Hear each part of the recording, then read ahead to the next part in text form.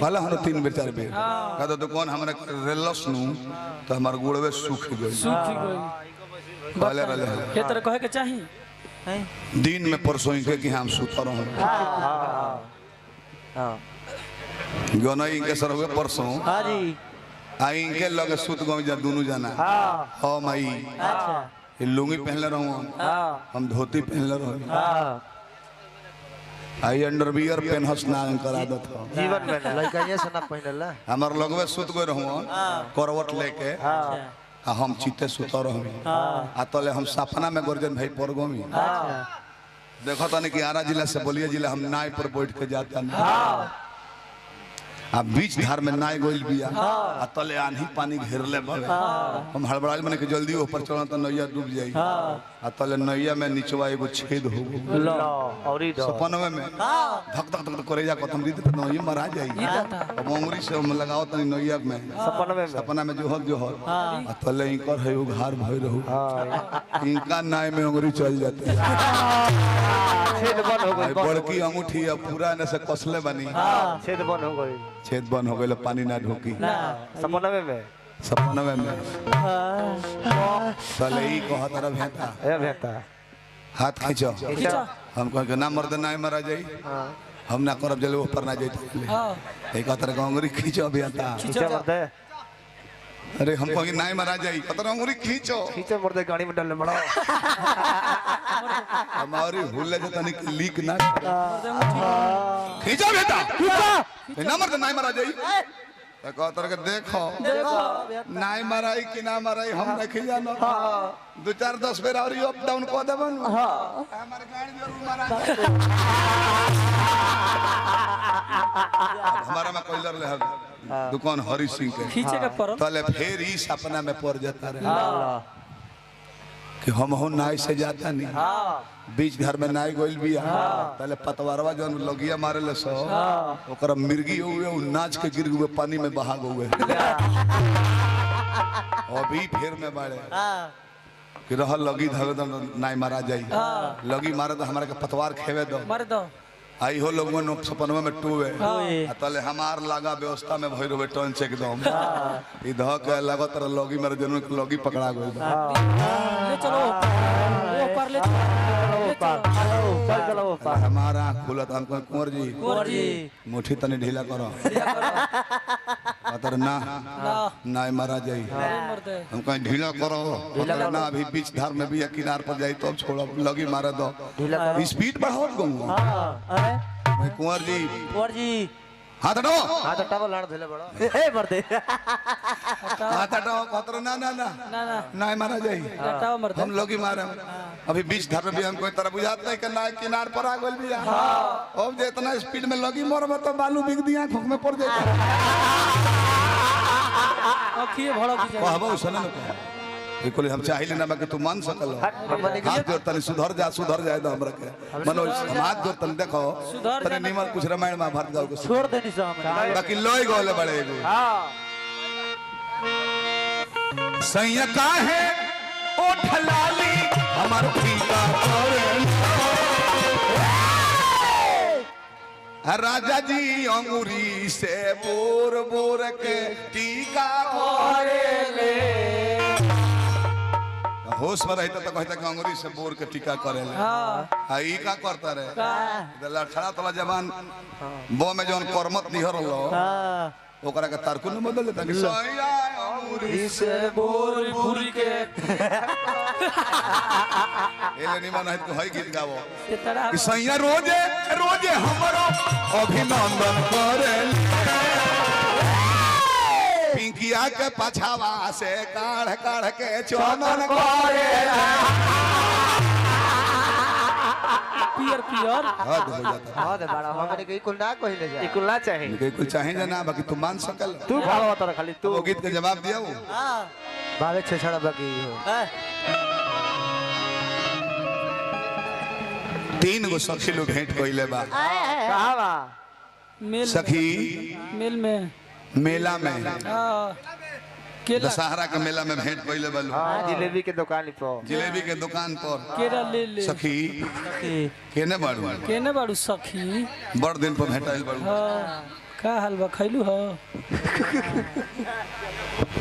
कने ढुकनिया गइले कर देखी भूला गुल का राजा है मुद ले बदा तो अधिका बिग दी सखी बोला बोला आवा ऐसे हो जाए नहीं हो जा जान भैसलिंग के काम नहीं के कहा अपन समाचार कह कहे सखी कहाँ रहलू है हेलो हेलो थोड़ा बढ़ा दीजिए कह अपना हल्का ही सीटी ना दे बस हाय हाय हाय हाय पढ़ा लिखल है हिंदी साफ बोले ले हमर की रोजो जी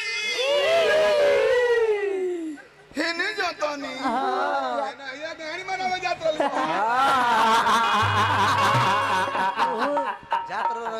बोला बोला बोला का हो सखी अरे बोला है सखी बोला हो कैसन बाड़ू हो सखी राजा तू हो साउंड वाला बड़ा लाइदा बहुत मस्त वो मेरे से कहता नहीं हारमोनियम में बढ़ा देता ना बढ़ा तू एक वक्त खटान तो बढ़ा दला ना ये लगी फाटी जाई केतला के आवाज में फट जाए बोलो बोलो बोला हो हाल चाल अपन अरे कह ना हो कह कैसे कैसे भोगे सखी सुहाग रात में का कहिए सखी अरे कह ना हमर मजा आई हो हमरो गिर जाई नजर के पानी का कहिया कैसे कही हमरा से बोललो नहीं खे जात अब बिना बोले रहलो नहीं खे जाते सखी अरे तो उगिलो ये सखी हां ई खोई है ये सखी लेके जाइए हो जनते रुए सखी हमार मर्दा त निमने बा लेकिन एके रहन ओकर ठीक नहीं खे कौन हमार भतार पियक्कड़ भेटा गई पियकड़ हो पिएला हाय रे दादा सावधान रही है ना पियला पर 2-4-5 मिनट में झगड़ा कर के लोर भी के शांत हो जाले सब हाँ वो भर पी ली है सब काम लगा के भुला गइल में कि कहां बानी 3-3 घंटा होइज के तहर जान ले तेल के ये डालत रहे